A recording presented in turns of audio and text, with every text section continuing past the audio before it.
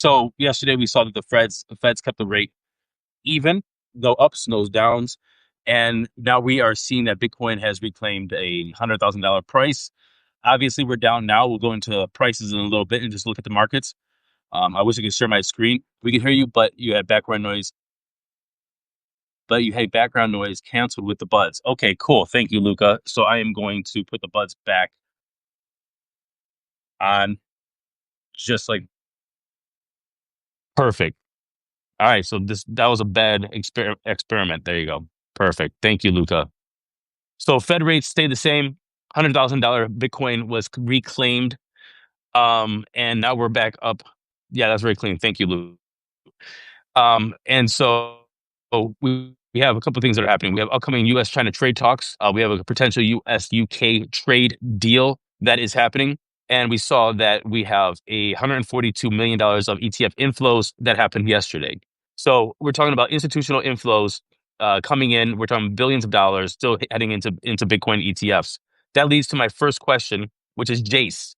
And Jace said, "Hey Matt, hope you can clear something up for me. These Bitcoin ETFs, I've read that buying them, you aren't actually buying Bitcoin. If that's the deal, how does that help the price of Bitcoin? And who and why would anybody think that that's a great idea?" All right. So, no, you don't actually own Bitcoin. You own a certificate that says that you bought the price of Bitcoin and how many Bitcoin. And so what happens is, and that's where Coinbase and custodians come in. And so to get a Bitcoin ETF, BlackRock and all these people had to figure out a way to, one, how do you close out the price at the end of the day? How do you own the Bitcoin? Who owns the Bitcoin? And figure out all the logistics of that. And so they work to deal with Coinbase. And so Coinbase, and there's other custodial services, but Coinbase is one of the main custodial services for Bitcoin ETFs. So if you buy a Bitcoin ETF on Robinhood or whatever through your broker dealer and through BlackRock's ETF or any other one, they're going to actually buy Bitcoin. I'm sorry, you buy the ETF at whatever price their ETF trades at. It's not the price of Bitcoin, but whatever it trades at. And then they close out at the end of the day by buying the amount of Bitcoin or inflows, and then Coinbase custodies that. And one of the deals is they had to have that close and the Bitcoin close at the end of the day. It wasn't 1 day or 2 days or 3 days like some stocks or other kinds of commodities. You had to close and get the Bitcoin at the end of the day, and then Coinbase would custody. So why is it a great idea? Because you don't want to have your financial institutions buying a lot of Bitcoin and having them responsible for custodian, being the custodians of that. It's just a a nightmare. You want somebody who's professional with it. You want somebody who can uh, keep it safe and deal with it, and is in charge of the security. Probably insurance reasons there. You don't want your new rookie guy buying 10 Bitcoins or 100 Bitcoins or 1,000 Bitcoin, and then just figuring out how to put them in his drawer over at Wall Street and make sure they're safe. That would not work. So great idea, because you get institutional money in, you get people with that don't feel responsible with self custody moving in and then buying the Bitcoin. And so that could be, again, companies, institutions, individuals, the mom and pop that has, their 401k, or that has like some kind of retirement held by some kind of broker or some kind of person that manages their funds. My stepfather is one of those people. And I said, "Hey, there's a Bitcoin ETF. Just call your dude. Tell him to buy some Bitcoin with your money." He did that. He doesn't have to worry about it. So it's a great idea for inflows, and it helps a lot. The issue that we do see here is that Bitcoin is now being consolidated more at the top of who can buy it and who has more money. Most individuals or corporations, through corporations, excuse me. I'm outside, so you're gonna get my allergies too. So Jace, long story short is, yeah, you're not owning actual Bitcoin. You don't have control of your keys. You don't have control of your own Bitcoin, but you are getting exposure to Bitcoin, and there's actual Bitcoin backing your exposure. I hope that does help. So my boy, crypto curator, Paul McNeil, we heard him on the show multiple times. A lot of times, if you listen to me over the past 5 years or so, uh, good friend of mine. But he was talking about the M2 money supply, and I've heard this from Bravos Research. I've heard this from different people. Supply in general, the circulating cash and uh, capital available to buy assets right now is just skyrocketing. And the M2 money supply, so there's M1, which is this physical cash and coins. M2 is everything in M1 plus savings accounts, small time deposits, CDs under $100,000, money markets and mutual funds. And then M3 is like your long-term deposits over $100,000 CDs, institutional money markets, and so on and so forth. So you have a huge amount of money in the system right now when it comes to M2 money supply. We're talking about 7 trillion, $8 trillion since extra since 2020 and COVID.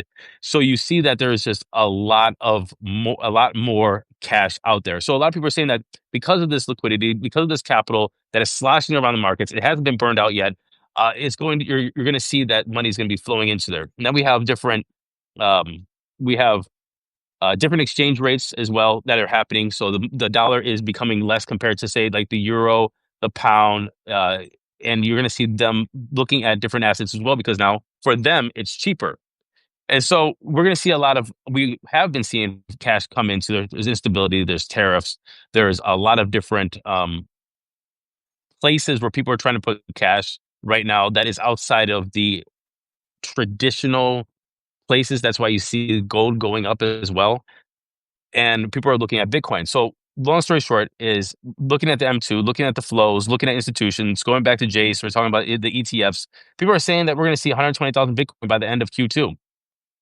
We're also seeing that predictions are going to be 200,000, maybe 250 at this run. Now, of course, we're all bullish right now. Of course, everybody's very euphoric. Of course, everybody's very happy right now because number is up. Will you be that way if it's $70,000 again and we have a sell off?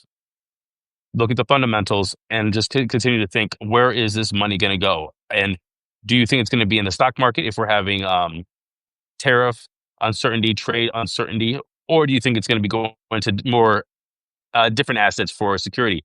That could be bonds, it could be cash, it could be gold, could it be Bitcoin?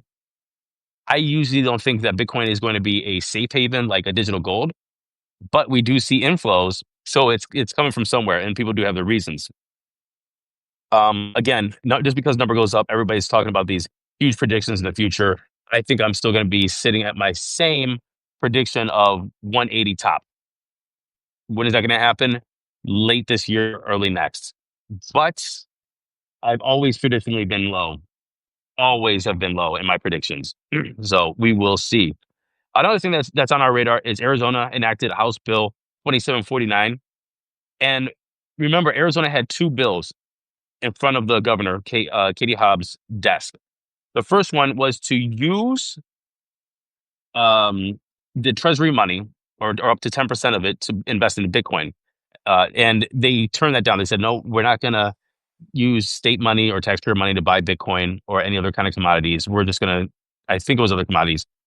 And so she vetoed that. But what I said is, I bet that she's going to sign into law the ability to take and use confiscated Bitcoin and hold on to that and put that into their treasury. And that is exactly what happened. I'm batting 90% people. I get some wrong, but we're here.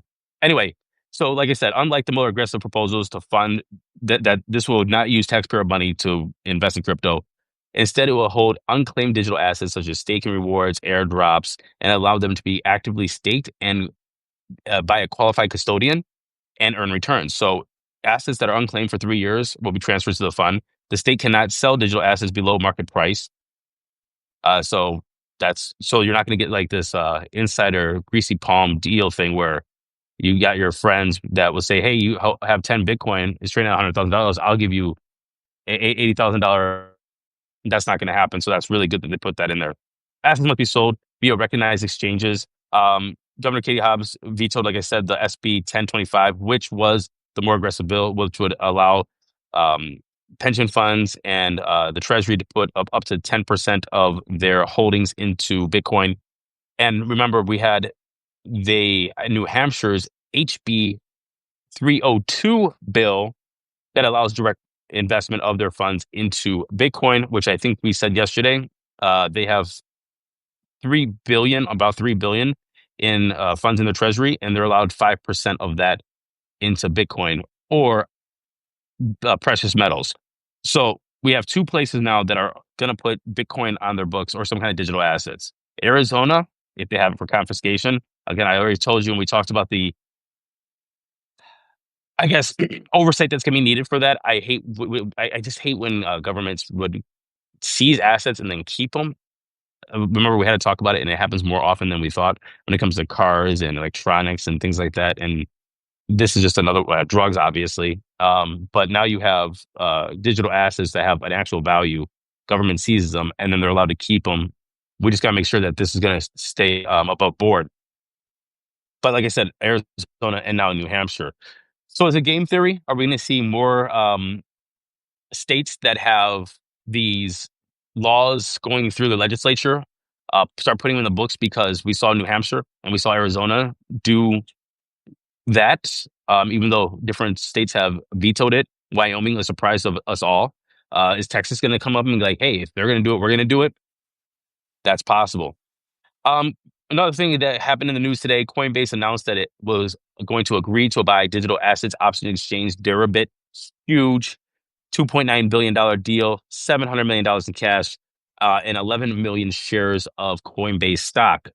And so, look, we're going to see a lot of mergers, acquisitions coming up. We were talking about Ripple mergers and acquisitions. We're talking about Kraken. We're talking about, like I said, just Coinbase. And so, because Lena Khan is out, a lot of people, and of course, we have a administration that's going to be more pro digital assets and actually having the conversation and sitting down, David Sachs, the crypto czar, and AI czar, having these conversations about what does sensible regulation look like. We're going to see mergers and acquisitions within this space, I think, happen quite briskly. Um, and we're going to see who gets bought up and who's going to get, who's just going to be the bigger players. We're going to see a consolidation, and these big players are going to come out. We saw that Ripple was making moves to buy even Circle, a stable coin. They offered 5 billion. We haven't had confirmed, even though Cointelegraph has reported it, that they offered Circle 20 billion for Circle and their stable coin. Again, Ripple is trying to get into the institutional rails. They're we have reports, and if we remember, Bank of America has been using Ripple rails, not confirmed, but has been reported. And now, so they have this whole infrastructure rails.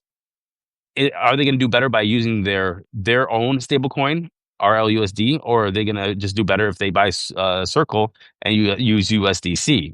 I think that consolidation is a no-brainer either way. By the way, if Ripple buys USDC or if USDC and Circle buys Ripple, I don't think they can afford Ripple, but that does make a lot of sense. And lastly, by the way, Grand Theft Auto 6 trailer dropped.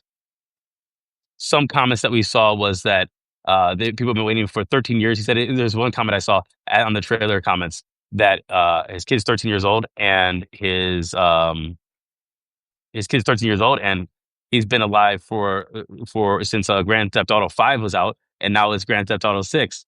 So like people are really excited about this. Anyway, no more listener questions or comments here. Dan Shank said, come back to Florida. I might. Dan Shank, Danielle actually is her name. We had some comments talking about different coins. I'll take a look at those hopefully in the future. And other than that, if you have any questions, put them in the comments right now, or we're going to end the live stream. I am sorry I don't get to the daily crypto news every day these days. I know it's like every other day crypto news, but we will be back tomorrow. And tomorrow we have Trader Cobb. He is going to, I'm going to do the news. Don't worry, I'm going to do the news. But we also have another addition to his course, his trading course. And so what we're going to do is we're going to put that as well with the daily crypto news tomorrow. If you have not seen Trader Cobb's other courses, please go back in the history on dailycryptonews.net and search it and look for Trader Cobb, because he's going to talk to you about how to not have FOMO and how to trade and using the charts. It's how to vibe it out. And I like his style of trading, because one thing of crypto that it isn't the same as, in my opinion, not financial advice, my opinion, than traditional markets is the marketing, the hype, crypto Twitter, news really moves the markets. It's still a small market. Coins are still small. So if you're not paying attention to the news, pay attention to the vibes, the feeling of the market, and you're just talking about uh, triangles and wedges and Bart Simpsons or whatever, then I think you're missing a lot. And that's just not how this is totally set up. That's a part of it. Technical analysis is part of it, but vibes, marketing, what's trending right now is absolutely part of it. And I do appreciate that he acknowledges it and tries to focus on that as well when he's talking about these different trades, markets, and themes within the markets, trends, if you will. All right, y'all. I will see you tomorrow. And again, sorry there's no podcast, but I hope this showed you the top news of the day. And see you tomorrow. Happy hodling, everybody.